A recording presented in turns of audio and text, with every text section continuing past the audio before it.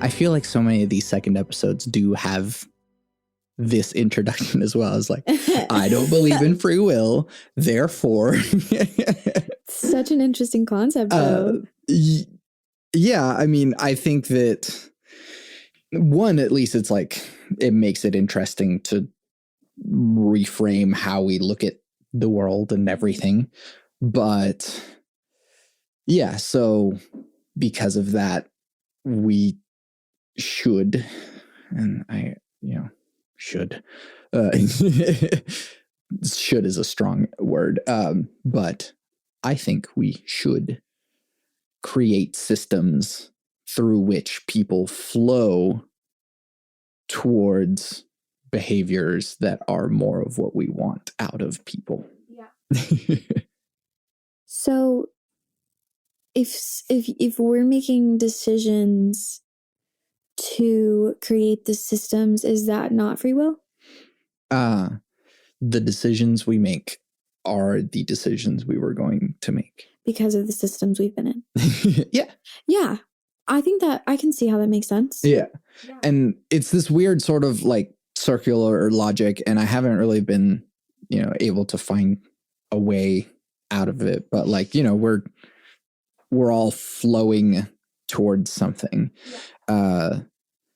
I have a really nerdy science fiction example that helps explain that, which is like there's fourth dimensional time travel and fifth dimensional time travel. So fifth dimensional time travel is like Back to the Future. If you go to the past, you can actually like change the past and it affects the future. And it's actually just generating all these different offshoots of like what the future ends up being. So is that like multi universes? Yeah. Okay. That creates a multiverse. Yeah. But then fourth dimensional time travel, or just linear time, means that everything that happened is exactly what did happen, and everything that is going to happen is exactly what is going to happen. And if you travel back in time, you're actually doing the thing that already happened. So like in Prisoner of Azkaban, whenever Harry and Hermione went back to fix all the things, they actually already did that. And it's like it was like expected. Yeah. It's a great example of that, even though J.K. Rowling sucks.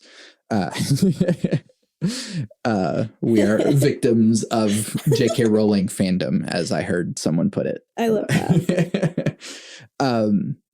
But yeah, and so because we are sort of shot out into the future and time and existence, we are going in the direction that we are going.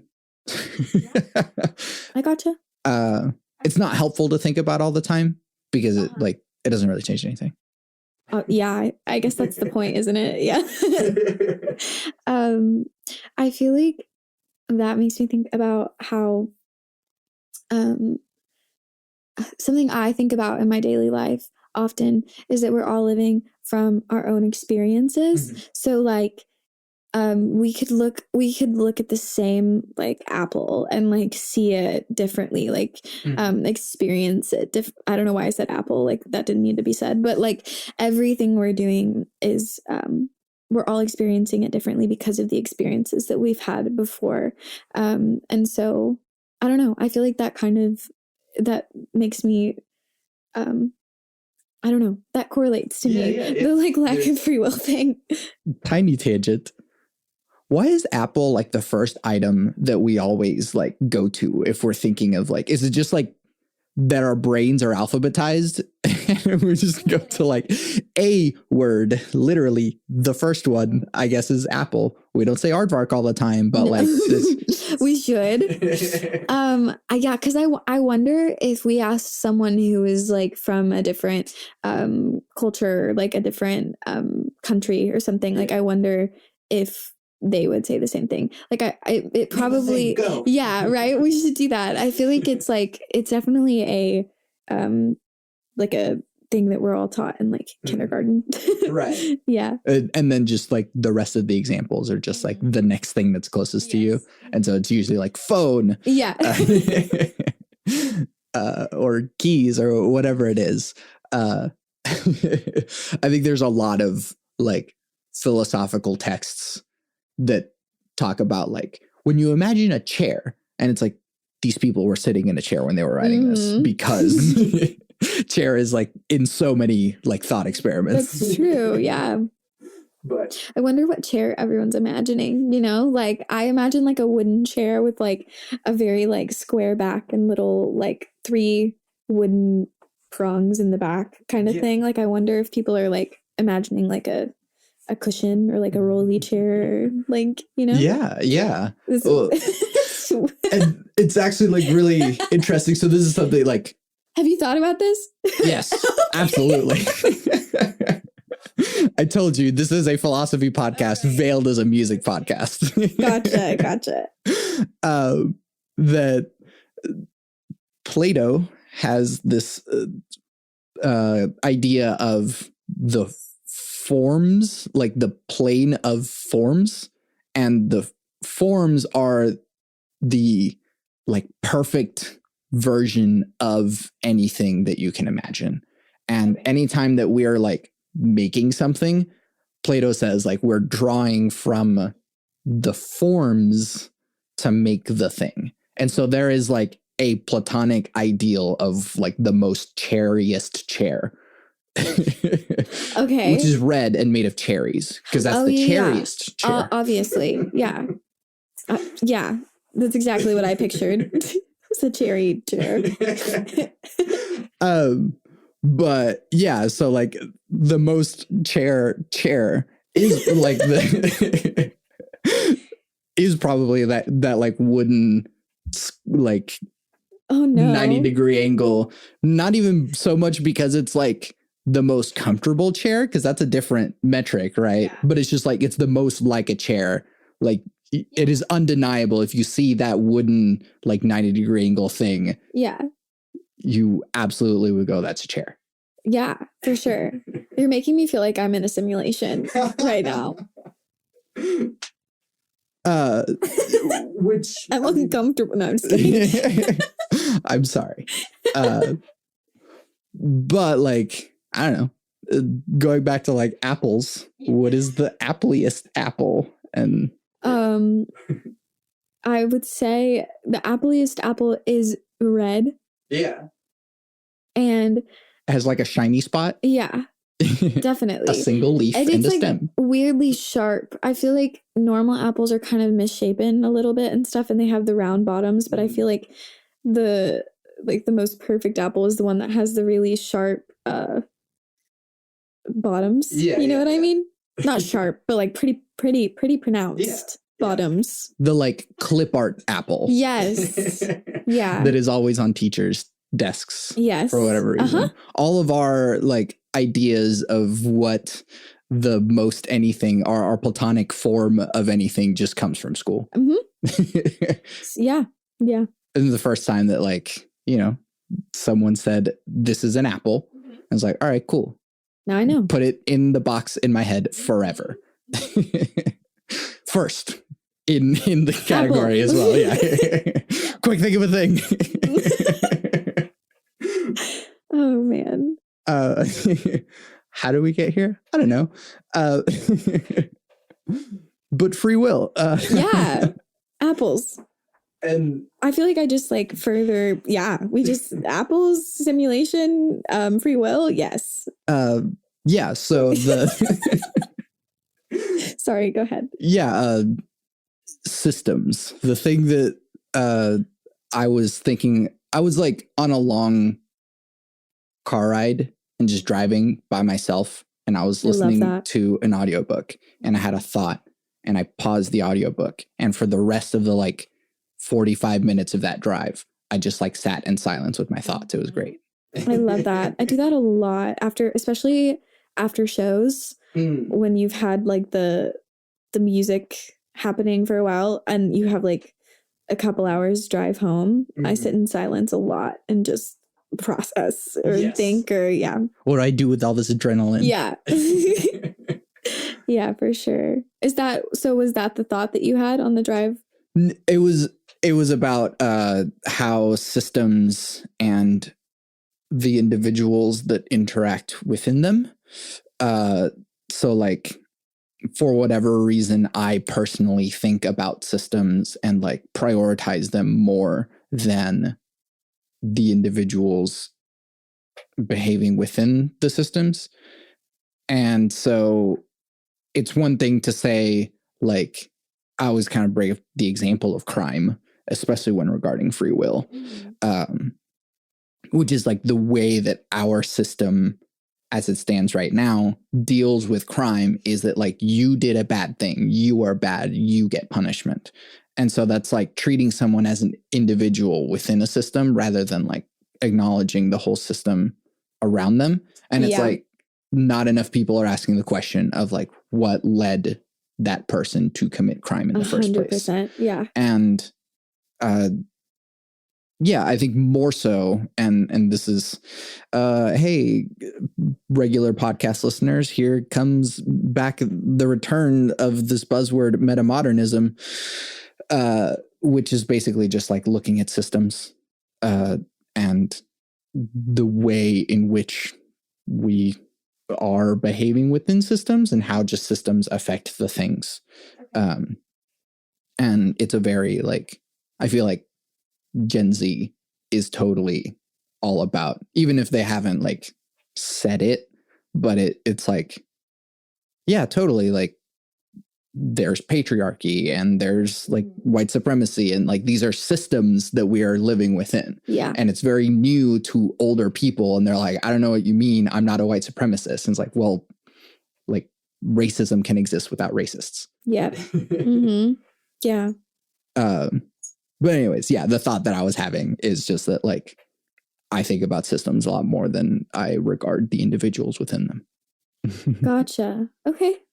And that, you know, so yeah, what does lead a person to commit crime? What does lead a person to hate themselves? And the examples that you were saying, I've been listening to A Handmaid's Tale, and so that was the. How is that? I started it, but didn't despair finish. Yeah, is I acknowledge that the despair is very real, and as a person without a uterus, it does not affect me as heavily as it would someone else. But you know, I find it to be important that like this is something I need to have an understanding about. Yeah. Do you feel like it's helping you understand? Yeah. Nice. I was talking to my wife about it, that like it is pretty white though. Handmaid's Tale? Yeah. Yeah. That's fair. I haven't read enough of it to know. What do you mean? Like what are the things that stand out to you that make it white? That like, and I mean, it's not necessarily a bad thing. Yeah. But it is an observation. Mm-hmm. That the character, and I guess in a lot of ways, Margaret Atwood herself, mm-hmm. Is sort of comparing her life after this subjugation and her life mm-hmm. before it. Mm-hmm. And like, oh, these are the blessings that I got to live with that I no longer get to live with. Mm-hmm. And these are the luxuries that I had that I didn't know were luxuries then until they were taken away. Gotcha. And it's like those luxuries still don't exist for a lot of people, even without a zealous religious government. Yeah. And so it's not necessarily a bad thing that like that's not in the book. It's more that it's notable that these are luxuries that are specific to someone that is white. Yeah, definitely. I can see that. Mm-hmm.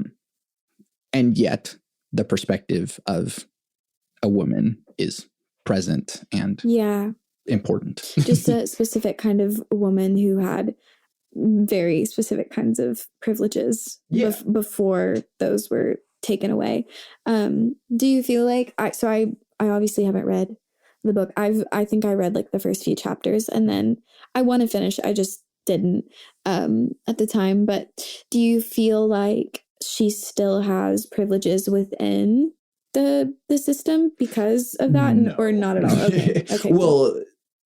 I think it's notable that as far as I am in the book, race has not been mentioned.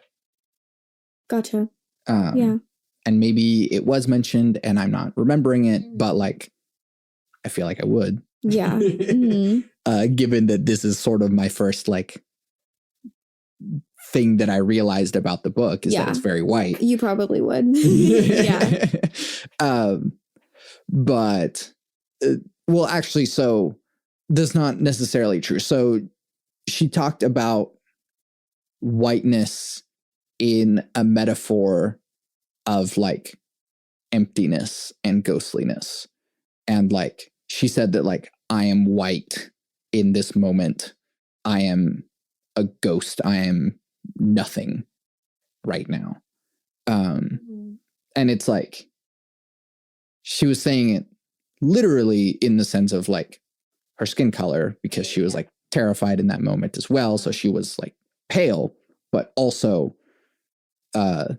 the metaphor of like white as in blink, which is, you know, if we want to be like overly analytical about like already has some like pro-white bias in the statement. Like white being blink is not necessarily true. Mm-hmm. Yeah. But yeah, I mean, that's as uncharitable a reading I could give it. Yeah. But Yeah, I gotcha. If we're being that, you know, heavy about it. Yeah.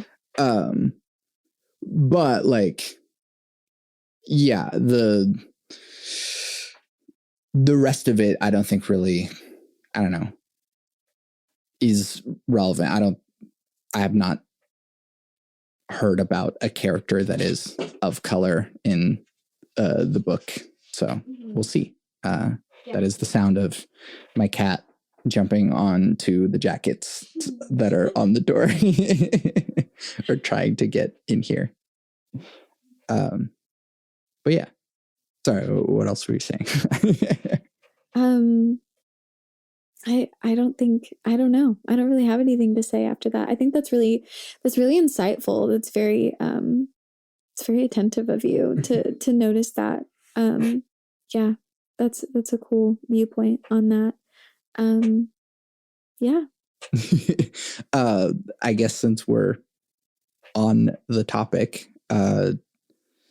yeah, and we can have perspectives here that again, so Supreme Court decision did a shitty thing for lots of people. Mm-hmm. How do you feel? Devastated for sure. I think my initial reaction was shock. Mostly because they just did it without like, they just decided to do it. Like nobody voted. Nobody was like, yes, let's do this. And then the states, I mean, some states are allowing votes, you know, like Kansas for the win, but like a lot of states were just like, gotcha, you know? And so it's so interesting to me that I think I was raised to believe that we had more of a say. I think we all were. And that to me was just kind of like a really big like moment where I realized how little control I have over anything, even my own body and autonomy. And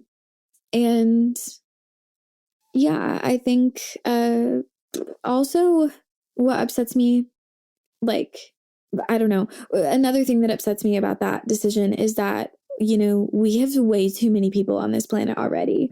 We are overcrowded as it is. The planet is dying. No, I mean, it's not dying. The planet will be fine. We are going to die if things don't, you know, change. And adding more people to that equation is insanity. I think So there's that, like, we don't need more people. And then there's the thing of that, like, I don't think everyone should be having kids personally. And so I'm interested that that our culture is still like encouraging everyone to have children, because I really don't think a lot of people should be, because a lot of people do it for the wrong reasons, in my opinion. And then and I really feel like it's just a control tactic, just to like just further prove that men have control. Not all men, obviously, but like that powerful people in the government have control over our lives. And like, not only is it children, but it's like, if I were to have a child, like that affects my health. It affects, potentially my education, potentially how much money I can get. It also means that, like, for me, if I were to have a kid right now, like I would probably have to get help from the government and like live off of welfare. And it just further perpetuates the like poverty and suppression. And, it even more affects people of color and like people in different situations. And it's just really like, just deeply upsetting on like so many different levels. So I think I mourned over it for several weeks, and all of my friends, we took the measures that we could to make us feel like we were more in control. But also there's the thing of like, I always knew that we weren't, to a certain extent, like none of us can get our tubes tied until we're like 85 and have had 17 kids and have 3 husbands, like it's like you're not allowed to do that stuff anyway. But it made me mad. Yeah. So yeah. And thank you for giving your perspective and your emotions and everything. Yeah. It was a really long answer. Thanks for listening. No, absolutely. And it's not like what I have to say about it. Like, it's more important coming from you. It affects you more. Thanks. But I'd love to hear what you think. Yeah. Systems. Yeah. Yeah. And so like, it doesn't have much to do with individuals, right? Like the individual can do everything in their power to try to not get pregnant and still get pregnant. And then like systemically you are barred from like legally choosing the course for your own life. So like whatever individual decisions are involved in there, like don't matter in the context of the greater system that is forcing people to have babies. And then for what even? Yeah, like why? And there's just so many children already that don't have homes, or if they have homes, don't have parents that wanted them. Like I know a lot of my friends who like their parents didn't want kids, and they had them, and the kids are still working through the trauma of that, and and then like there's also just the danger that it puts everyone in, like women, I guess really mostly just women, but or people, non-binary people or trans people, it affects everyone. But like people who have the potential to have children, like they could die, or like if they could get arrested, or the doctors who are helping them could go to jail, like like it's just yeah. So I think of things in terms of systems. And so like the individual doesn't matter in that regard. Yeah. And that is especially for a culture that is so like individualist in America. Yeah. That we are intentionally sort of like taking individual abilities away. Mm-hmm. Yeah. Yeah, I think I've been shocked a lot about how much power our government has over us, and how it just, I think that it was just, there's just, they can do so much just so quickly without our say, without our opinion. And yeah. Right. And so the one thing that I feel like we all did immediately afterwards is just like, all right, what are we going to do about it? Mm-hmm. And like, we're so sedated by like social media and just like content flooding our brains at all times that like, at least for me personally, I was like, on that first day, I was like, let's do everything we can. What can we do? Let's like think through this, blah, blah, blah. Yeah. And then, some time has passed and I'm not with the same level of like anger and fervor and like needing to take action. And we're kind of all there too. Yeah.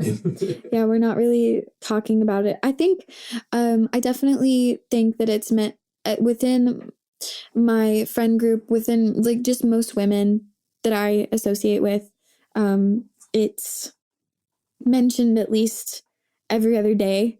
Someone's like, well, I have no rights, or, that. Like, I feel like, my friend group, we joke. We have really dark humor, so we like just joke about how it's going. But I think, we definitely. But if I'm being honest, like, it's sadly, I feel like it's not. It's not an abnormal feeling for me or for any of my friends. We, joke about the terrible situations we've been in and the things that we've experienced on the regular. And so I do think that like this was awful and astronomical for sure. But at the same time, I think a lot of women we just adjust because like we know how to, at this point. So I definitely agree. I think we've started joking, or we've started like just making little comments, and it's not something a lot of people are fighting as actively for as we were when it first happened. Yeah. And in a weird way, like, for some people it's like, wait, I now don't have rights. But it's also like, you never did. Yeah, no, exactly. It really does feel that way. I think it was just a reminder of how powerless women are.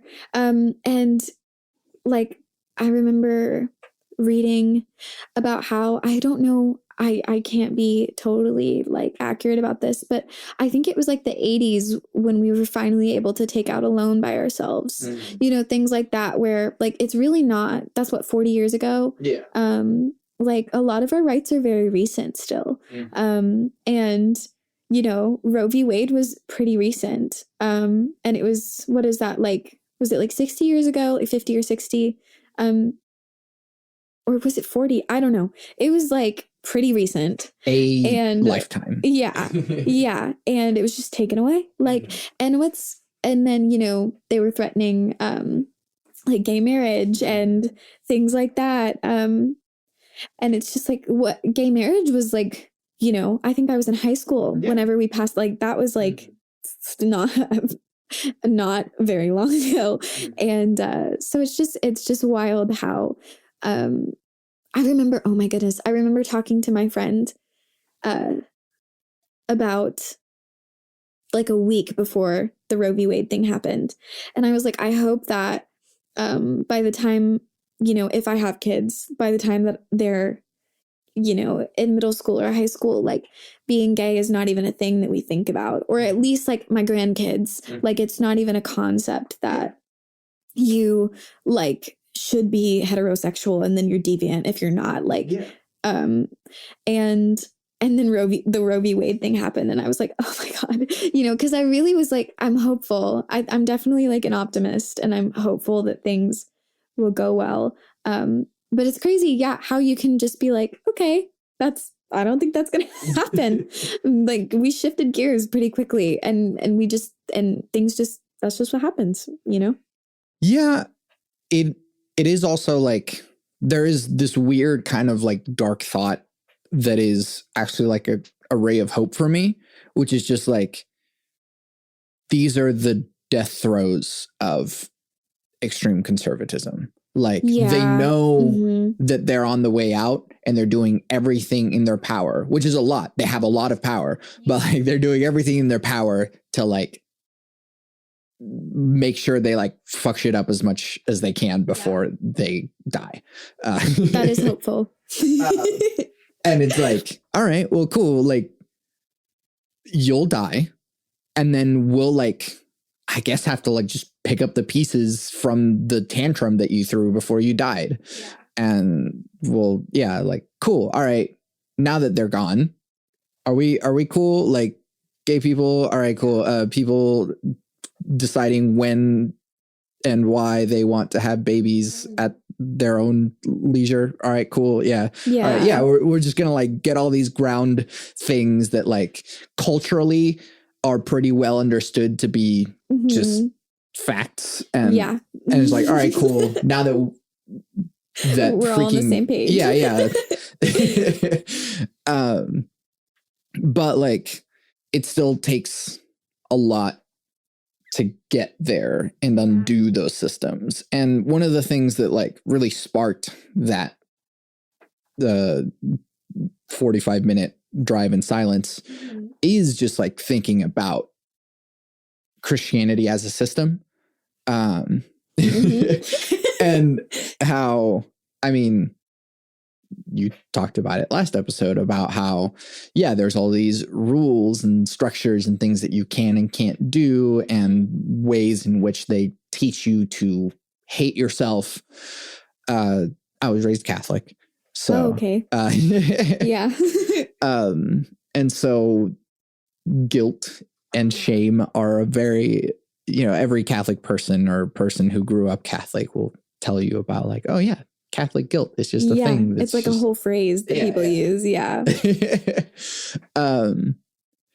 And so, yeah, the ways in which the system of Christianity, like written into the code of it, do these things to people, and how it like generates systems that exist in at least fiction as it stands now, A Handmaid's Tale, but like also systems that lead us towards something like Roe v. Wade being overturned. And it's like, these are, or even more so, I don't know, these like manosphere type dudes that like, oh, women are property, and like I can do whatever I want with them, and like teaching adolescent teenage boys that like, yeah, you can just like be an alpha, and this is a good thing that you want to do, and like women don't have value and all that sort of shit, is like the institution of Christianity. And regardless of like the people that exist within it that are like really well intentioned and like probably people creating good things in the world, like regardless of that, the institution and system of Christianity creates these things. Yeah. Something else I was talking about with someone recently is like how we, have God in our Pledge of Allegiance, and how we swear on the Bible, and how there's so many things within our government that really do center around Christianity, and how many considerations we make towards Christians within like most of our systems, and how we don't make considerations for anyone else, like Muslims or even like Jewish people, or like anything other than Christianity. We're really not, as a government, like as a society, not society, the government doesn't really make doesn't offer the space for everyone. And I think it's interesting because I feel like we try to proclaim that, like, that, you know, that we're open to all kinds of cultures and races and religions. And it's really like, we're really just catering to like white Christian men still, you know? Yeah. I will say that most religions with like a capital R, are patriarchal.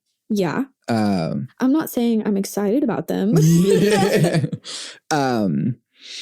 And like, even in some ways, like even the least patriarchal religions are still a little bit patriarchal. Oh, for sure. Like the worship of Buddha, which, you know, is like sort of, I don't know, antithetical to like what Buddha was saying, but like the worship of Buddha is still like a patriarchal notion.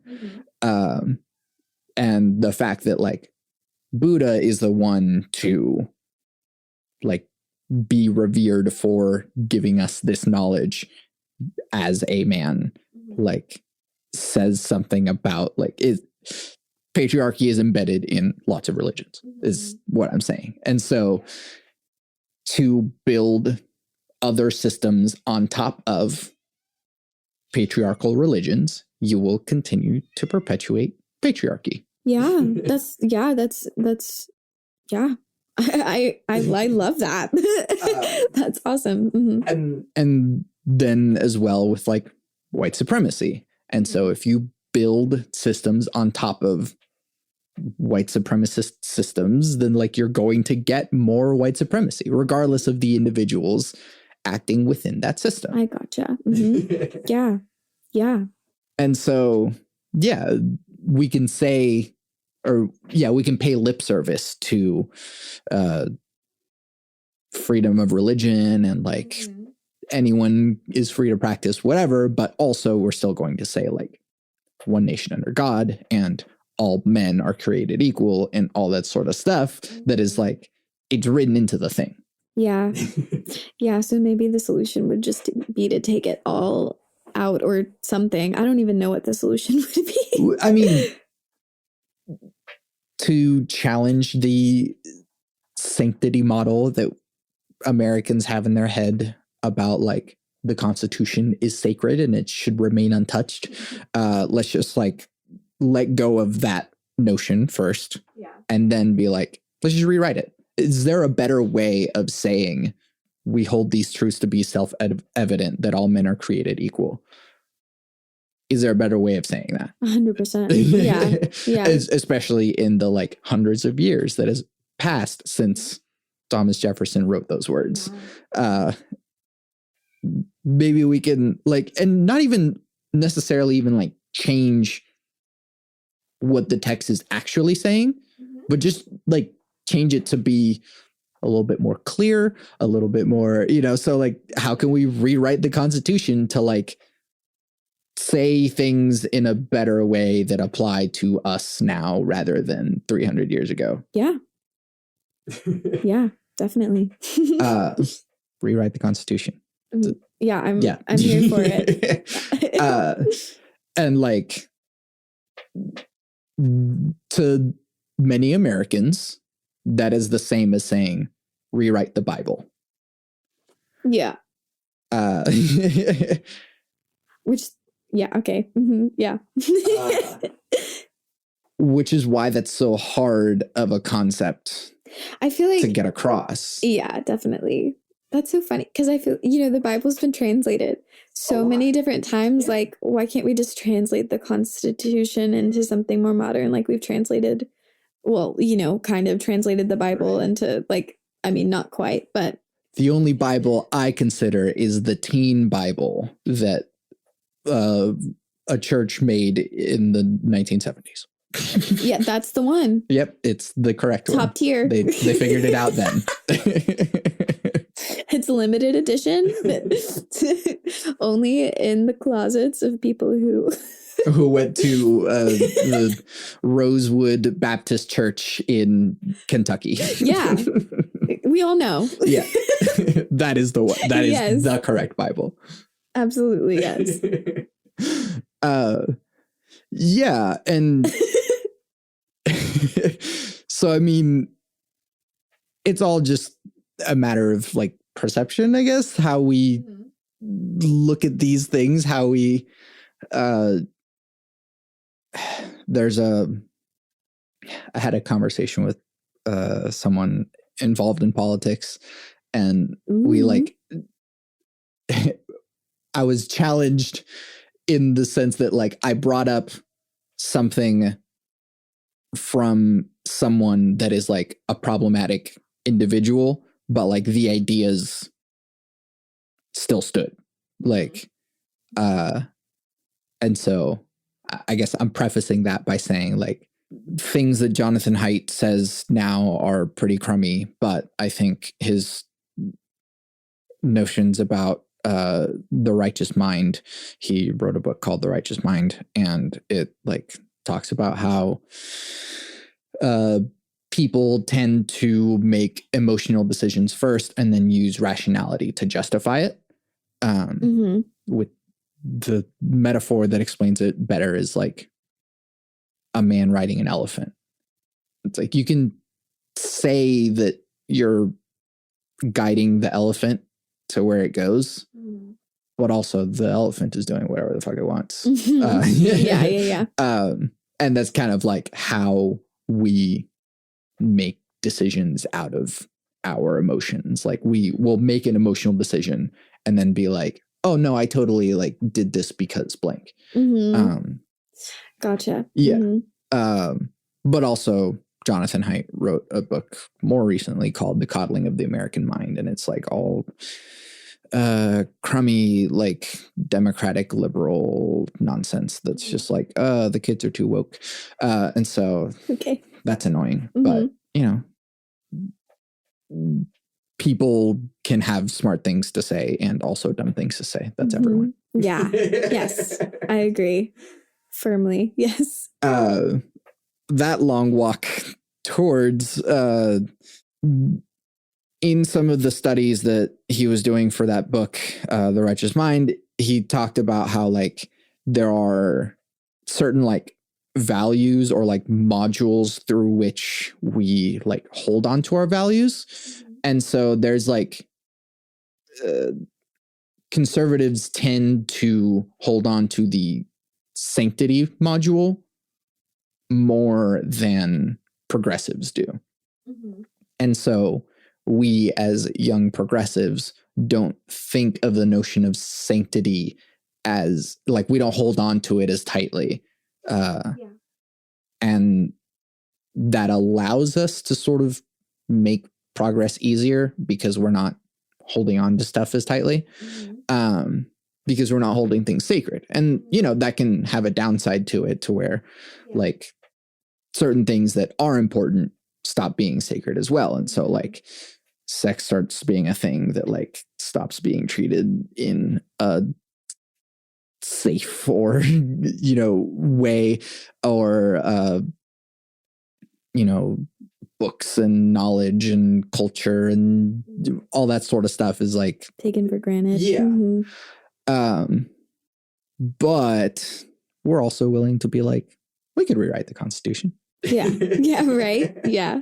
But we don't, like, to someone that has different values than us, that sanctity module is like definitely holding on to stuff way more tightly. And we're easily willing to be like, yeah, just rewrite it. It's whatever. Yeah. And they're like, no, you can't. And like, it's harder for us to empathize with that because we don't have that same value. I gotcha. Yeah.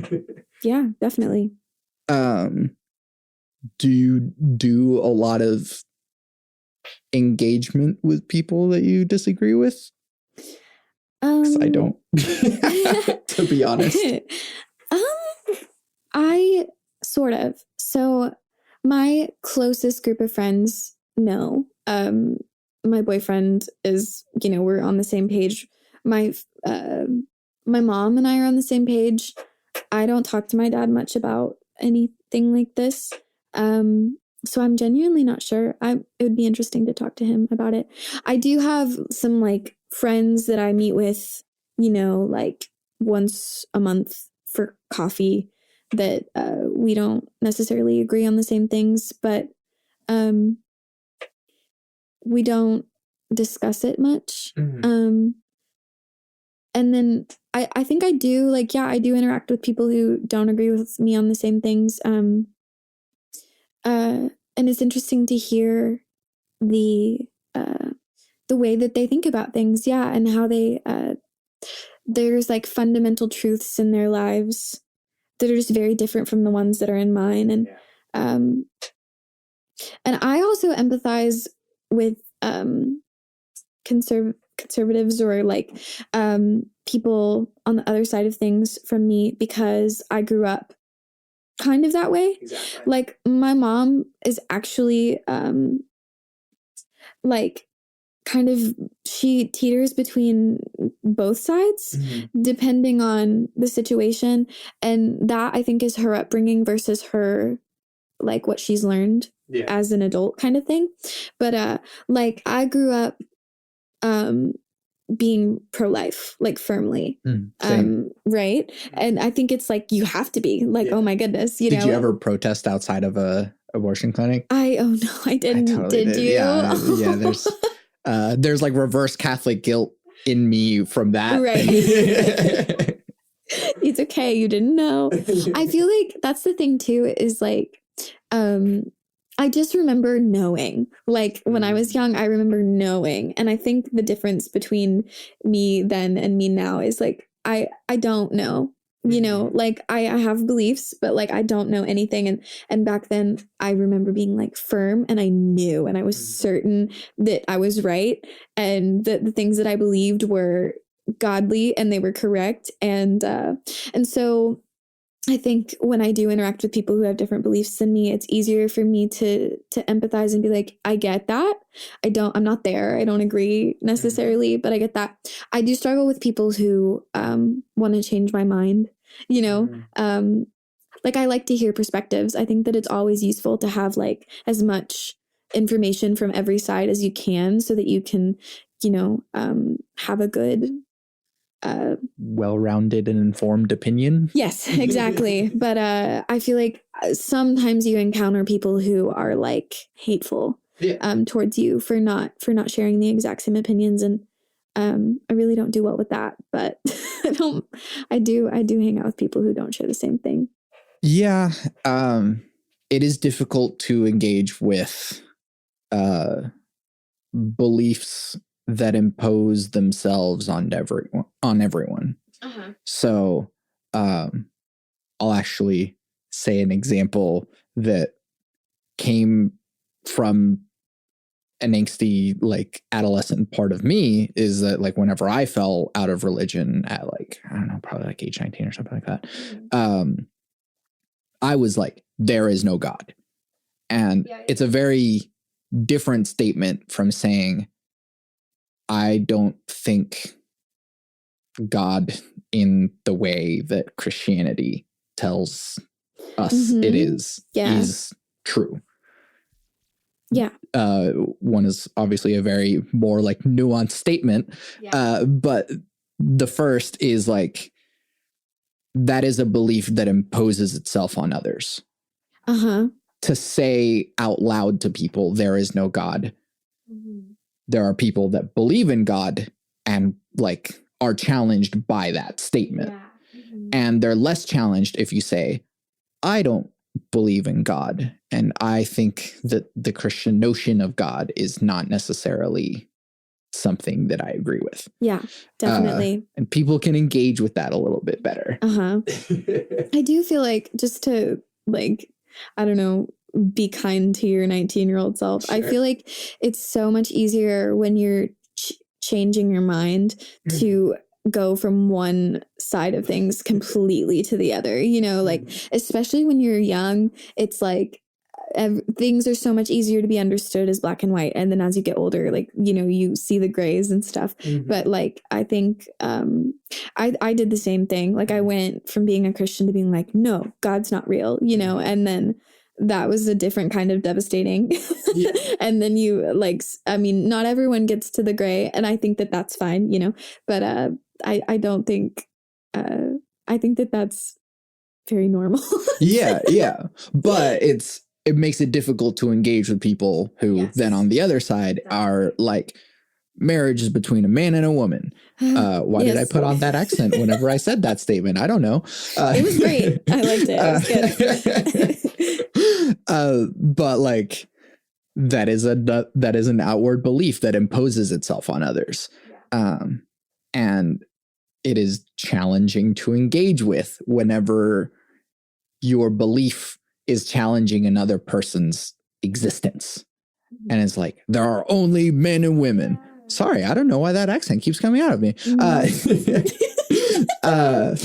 That like, for someone who is trans or non-binary, they're like, well, I exist. So either you don't think I exist or you think that I am invalid. And that is challenging to my existence. And it makes it sometimes impossible to engage with. Yeah, definitely. And we just aren't able to communicate in a way that allows us to even just talk. Yeah. So you can't bridge the gap because you're so far apart. Yeah. And so, I don't know, one thought that keeps coming up is our culture overvalues informational intelligence and devalues emotional intelligence. Yeah. And there's probably also like patriarchy in that as well. And so like, yeah, we would all do so much better with like acknowledging that there is such a thing as emotional intelligence, and that they're like not just its existence, which is a good starting point, but also that there are ways of increasing one's emotional intelligence and better engaging with other people through emotional intelligence. And like,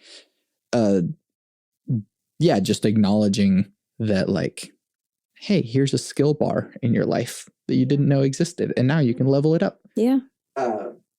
I think it's interesting. I spent a lot of time reading like psychology books and like trying to understand like why we are the way we are, and like how we process trauma, and like dynamics between relationships, and like all of that stuff. And I think it's interesting because there's a lot of research that's been done on like our nervous systems and you know, the way that we respond to things as humans. And emotional intelligence is like scientifically proven, you know, that it's better for you.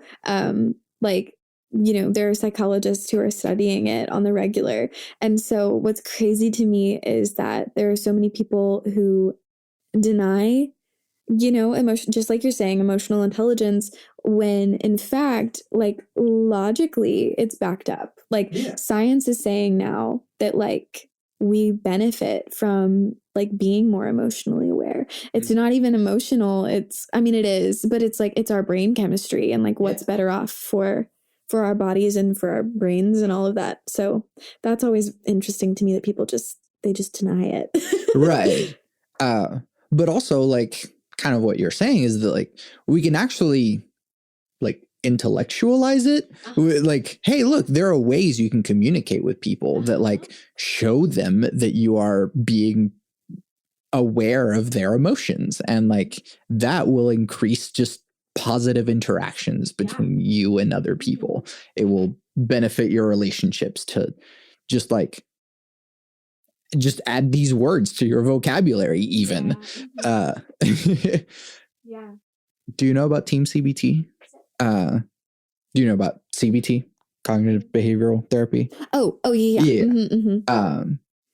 this is another thing that I like just keep telling everyone about, which is I'm glad, I'm happy to keep telling people about it.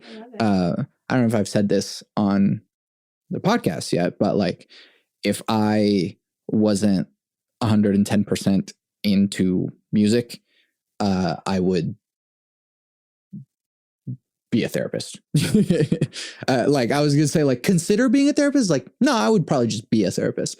And I've been listening to a lot of podcasts about team CBT. And so cognitive behavioral therapy is using methods to engage with thoughts and how they affect you internally, and like using just logic and even also emotional intelligence to engage with the thoughts that are making you feel a certain way. Yeah.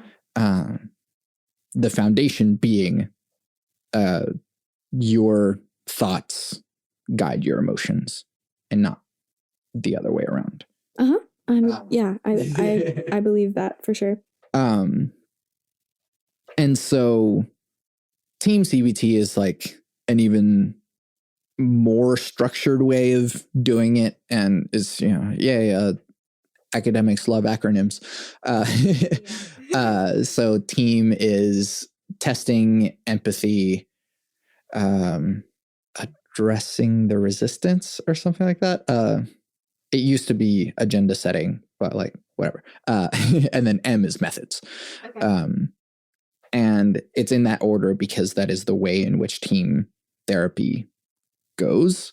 And so testing, you like take a little like test that just shares like how sad are you feeling, how angry are you feeling, how rejected are you feeling, and just like from a scale of like 1 to 20, just like putting that down, and that lets your therapist know like literally just how are you feeling. And it's actually way more effective doing it that way than sitting down with a person and asking them how they're feeling. Yeah, it's such a big question that way. Yeah. And also that like whenever you ask someone how they're feeling, you don't really like put it in like a numerical scale. Like, how are you feeling? Are you feeling sad? Yes. How sad? Yeah, right. Very. It's like, cool, I can engage with that somehow. Yeah. But if it's like on a scale of 0 to 20, how depressed are you feeling? And if like, you can kind of guess that like, all right, well, like 20 is probably in the depths of like, I want to die now. And 0 being like, I am not sad at all. And so you can, you know, pretty well put that somewhere. And that actually does let your therapist know like where you're at. But anyways, before I get into just like full on, this is a Team CBT podcast now, that like, it's a whole way of engaging with like people and emotions and thoughts in a like structured way that leads to recovery, which is a strange phrase to hear in terms of mental health, that like you can be recovered from from depression or anxiety or trauma. And one, acknowledging that that's possible. That's neat. There is science behind it. You can look into it. But also that like there are ways of getting there, and there are ways of getting there yourself if you can't afford a therapist, because this kind of like, you know, therapy is expensive, and it's like generally pretty inaccessible to people.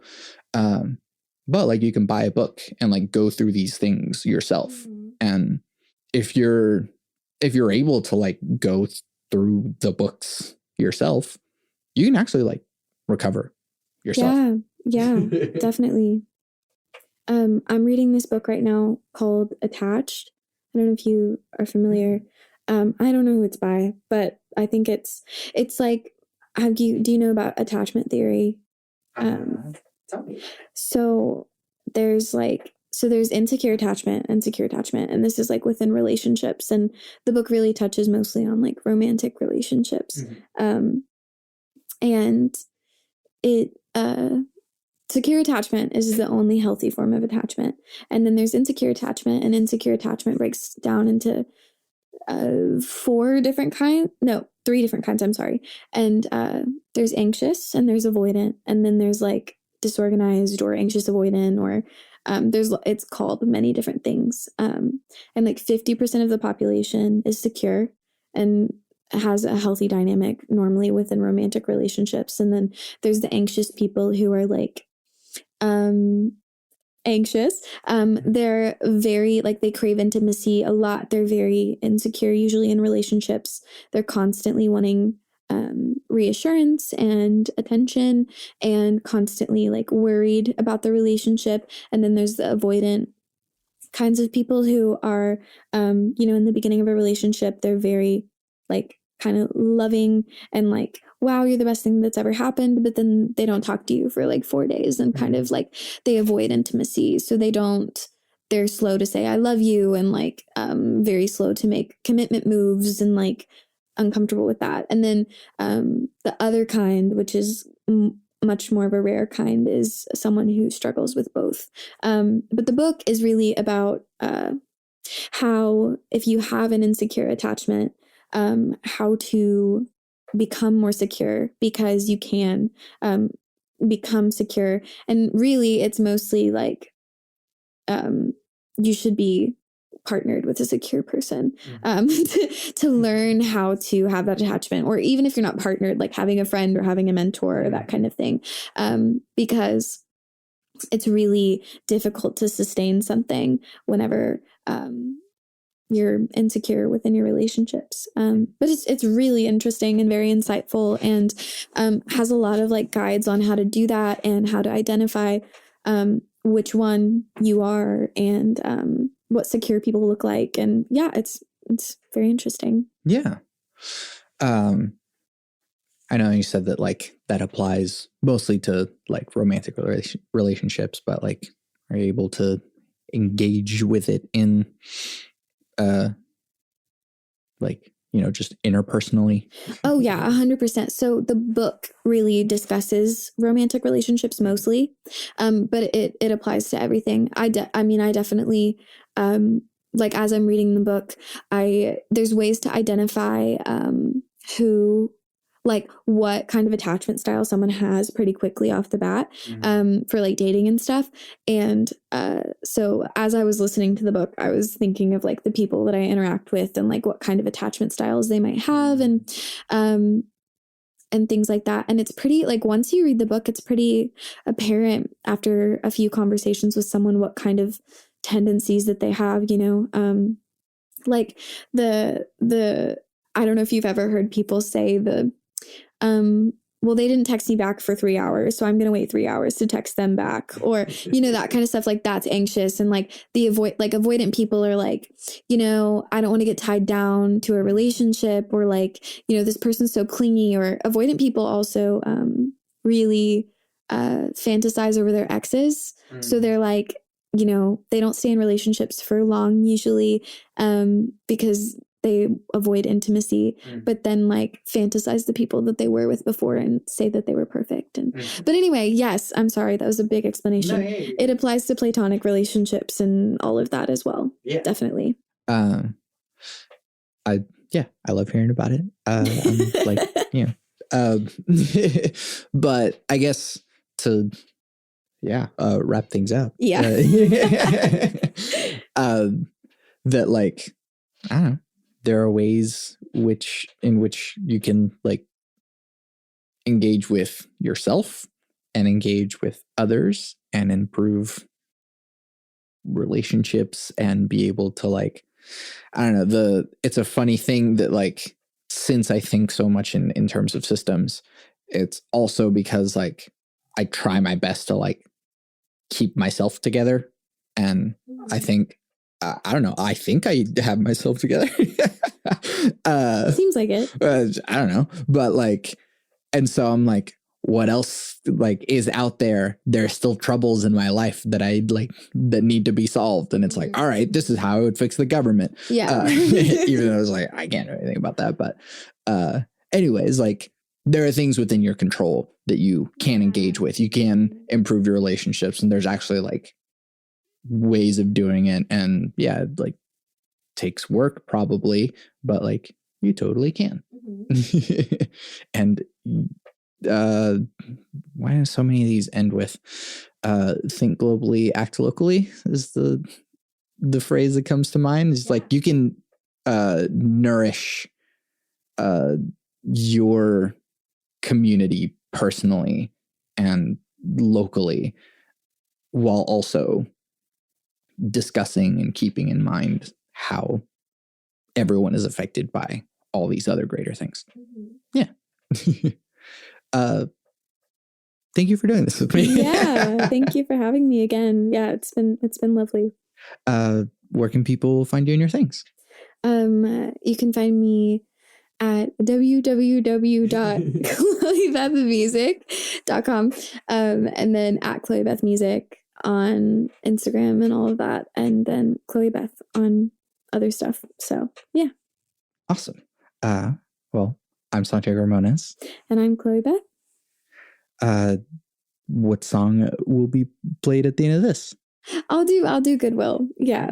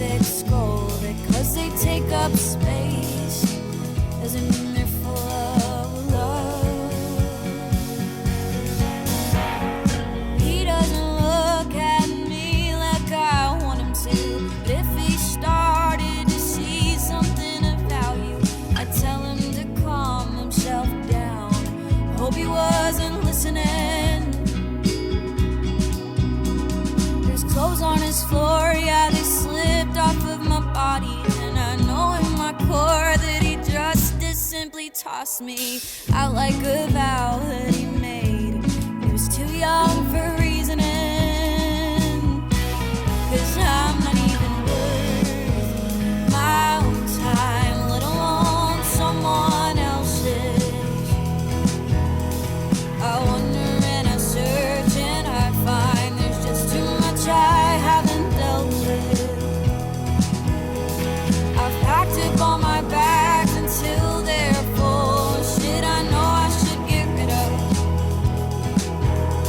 I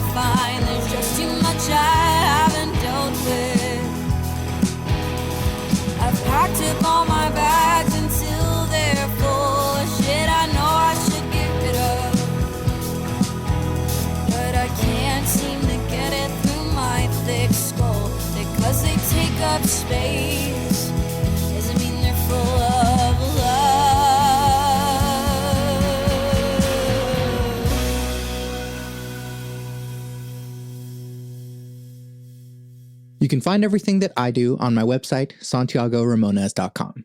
I make music and produce audio. The music you're hearing now is music I made. You can listen to official releases by Santiago Ramones on Spotify, Apple Music, and the other streaming places. Or you can support me directly by buying my music on Bandcamp. I'm working on Hypothetical, my first singer-songwriter album, so if you'd like to hear that at some point, there are lots of ways to support me on my website. There's a Discord server in which we discuss deep topics from the podcast, but it's also a community of beautiful human beings. All the links to all my things are on my website, santiagoramones.com. Please take a moment to rate and review the podcast. It would mean a lot to me to hear what you have to say, and it lets others know what to expect, better than I could ever explain. I want to help the world have deeper conversations, so thank you for listening to and supporting Bit Depth. And I always end every podcast with my 3 things. They shape my life philosophy. Those 3 things are: love never fails, it's going to be okay, I might be wrong.